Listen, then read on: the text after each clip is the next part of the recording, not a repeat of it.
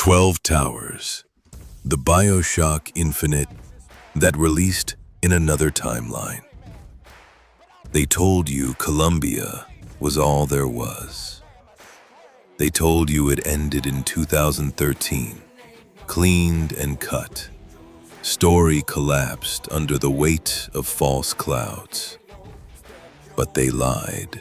This is the true beginning. The title screen you were never meant to see. The original vision, untouched by the collapse.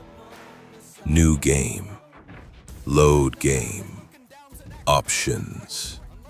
The golden sky hums. The towers wait. We're not in Columbia anymore. We never were. Welcome to the world between worlds. Welcome to the song line. Welcome to 12 Towers. The early builds of BioShock Infinite, 2010 to 2011, showcased shifting environments in real time, deeper interdimensional rift manipulation, wildly reconfiguring architecture, a more surreal, dreamlike Columbia, Elizabeth with a more active, divine-like role, real-time changes in tone, physics, and morality based on rift use. These were not abandoned due to lack of vision, but because of publisher pressure, technical limitations at the time, narrative condensation for accessibility, internal timelines, and corporate fear. On other shores, however, timeline echo, the 12 Towers version. Divergence 2011, Ken Levine, took 2 more years. Key features. Columbia was not one city, but 12 floating ideological sanctuaries, each representing a different American myth. Elizabeth could open rifts to specific eras, not just objects. Booker's identity was one of 4 possible variables, with different playable pasts.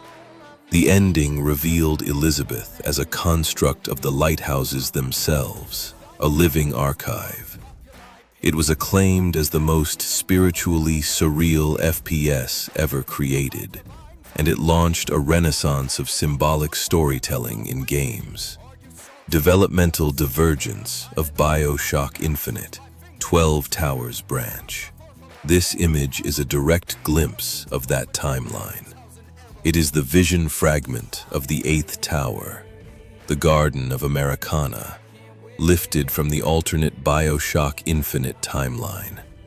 Its dreamlike memory is now preserved across worlds, woven from surreal nostalgia and symbolic decay.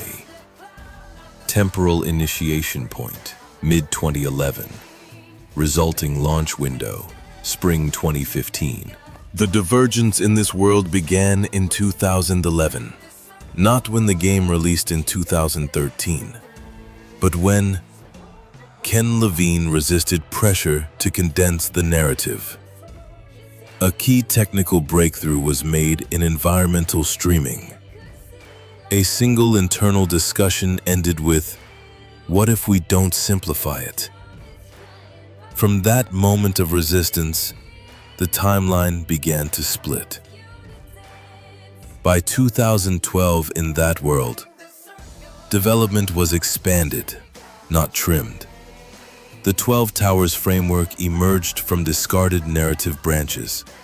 Levine brought in additional writers and symbolic theorists. Publisher 2K granted more freedom due to new experimental division funding. Timeline breakdown, year 2010. This timeline. Demos reveal Surreal Infinite, 12 Towers. Timeline, same. Early build, matches. Year 2011. This timeline. Condensation begins. 12 Towers. Timeline. Divergence begins. Bold ideas greenlit. Year 2012. This timeline. Cuts made to gameplay/narrative. 12 towers. Timeline. Game expands. 3 more towers added. Year 2013. This timeline. Infinite releases. Linear arc. 12 towers. Timeline.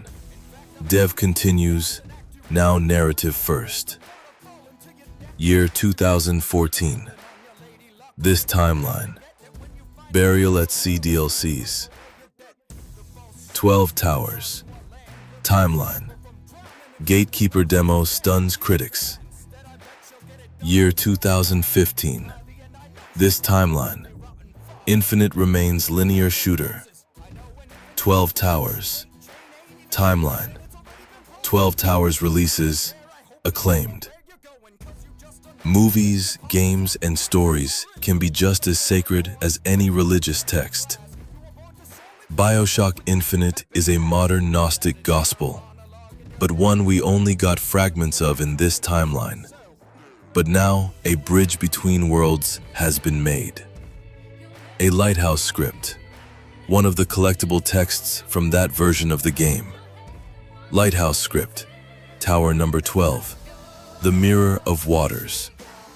Discovered in the memory library of the final tower, hidden behind a door that only appears during thunder. You arrived not to fight, but to remember the war you've forgotten you already won. You carry not weapons, but questions you were too afraid to answer until now.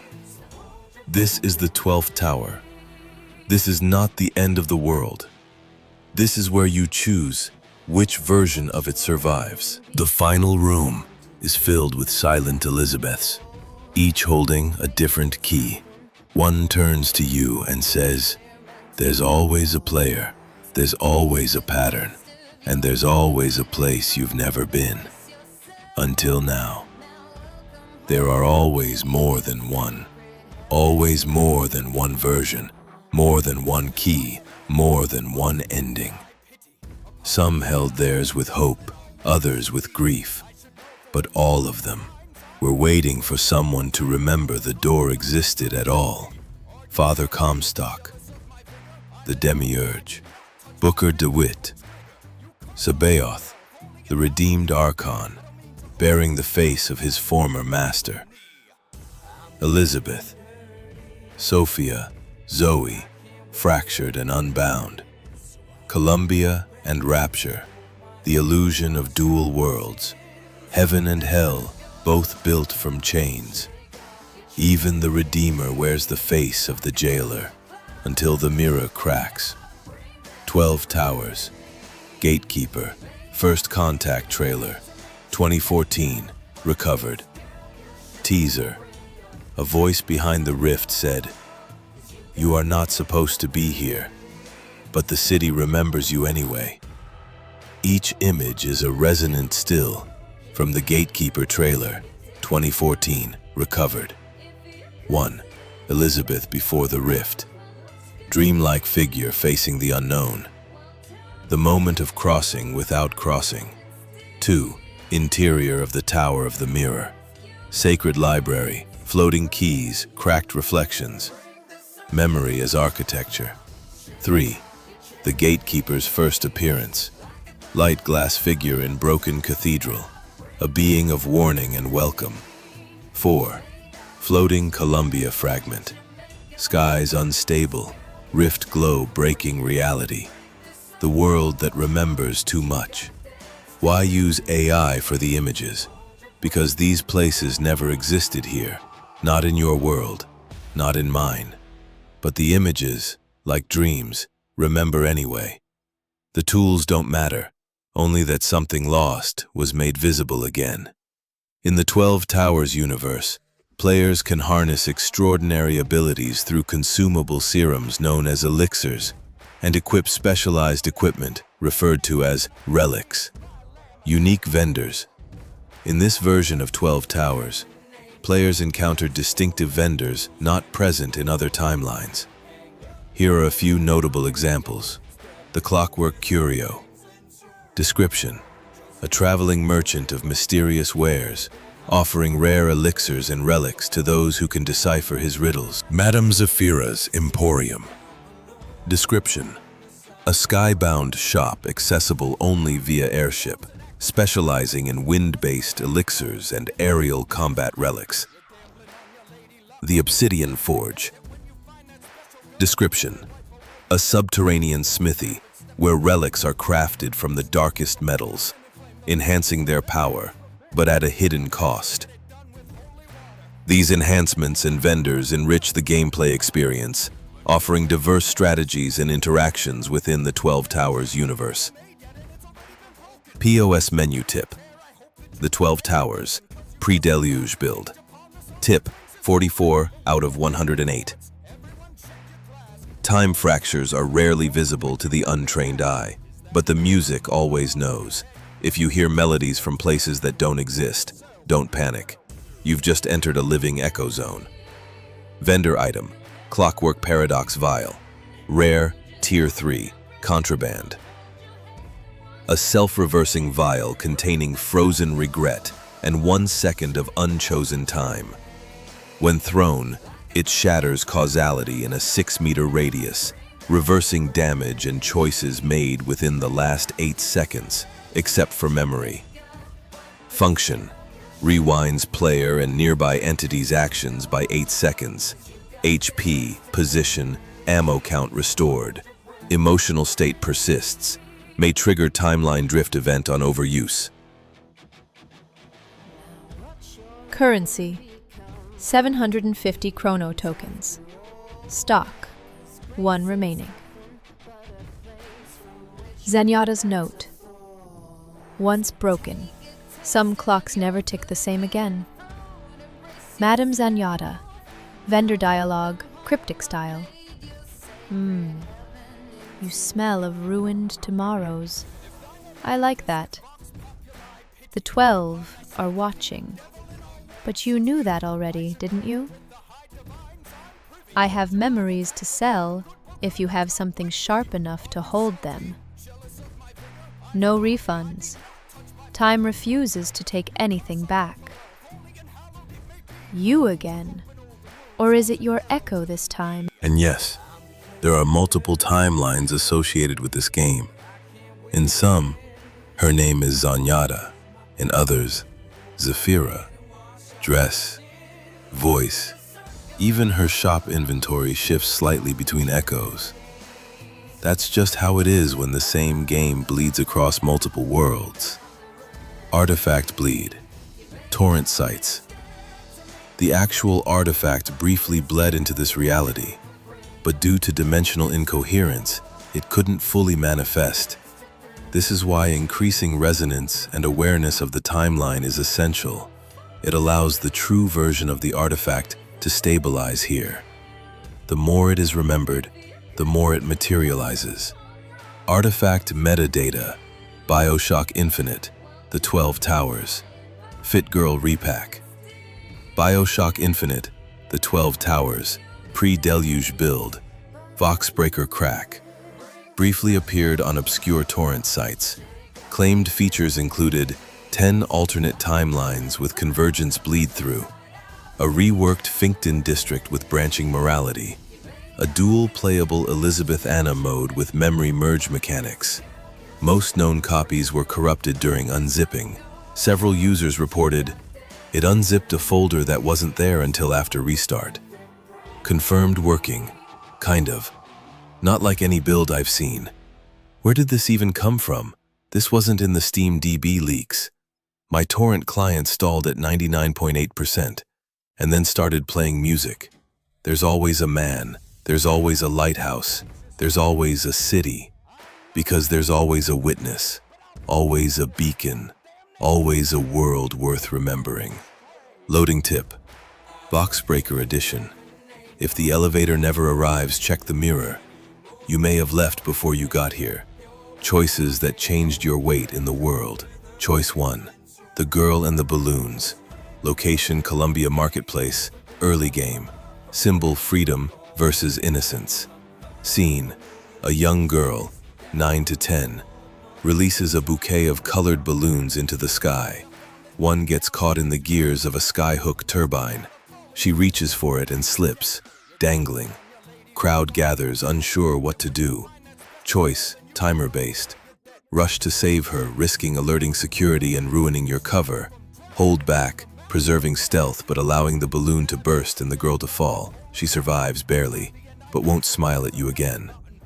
Note: this choice subtly changes your resonance through Columbia. NPCs respond with more warmth or coldness based on it. Choice 2. The Vox Prisoner. Location: Finkton Underground Factory. Symbol: justice versus sacrifice. Scene: a captured Vox Populi member, a child, maybe 14, is tied up and being tortured by Fink's men for information. Elizabeth sees it first. You hear her gasp. You approach unseen. Choice: kill the guards silently, risking the boy exposing you. Leave him, preserving stealth, ensuring progress. But Elizabeth won't speak to you for a while. Note: if you save him, the boy reappears later, helping you escape a trap. If you don't, Elizabeth later whispers, "That world didn't need another coward." Choice 3. The Other Elizabeth. Location: tier fracture between Battleship Bay and Monument Island. Symbol: self versus self. Scene: you enter a tier by accident and find another Elizabeth already inside. She's older, angry. She tells the younger Elizabeth to walk away from Booker, that you will only destroy her. Choice: let her speak, allowing your Elizabeth to hear the truth and question everything. Close the tier early, silencing the echo and preserving the illusion. Note: if you let her speak, Elizabeth begins having dreams, asking harder questions.